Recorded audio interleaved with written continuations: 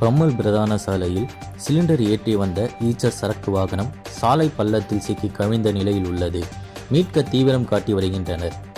சென்னை பல்லாவரம் அடுத்த பம்மல் பிரதான சாலையில் பாதாள சாக்கடை பணிக்காக கடந்த 4 மாதத்திற்கு முன்பு பள்ளம் தோண்டப்பட்டு பணிகள் முடிக்கப்பட்டு சாலை நடுவே அந்த பள்ளத்தை மூடிவிட்டனர்.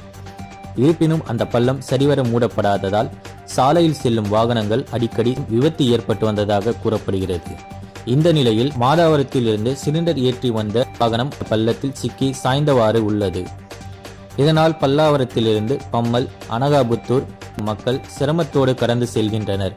போக்குவரத்து நெரிசல் ஏற்பட்டுள்ளது. லாரியை மீட்கும் பணியில் ஊழியர்கள் ஈடுபட்டுள்ளனர். சிலிண்டர் ஏற்றி வந்த வாகனம் என்பதால் பாதுகாப்பு கருதி தீயணைப்புத் துறையினர் வர வைத்துள்ளனர்.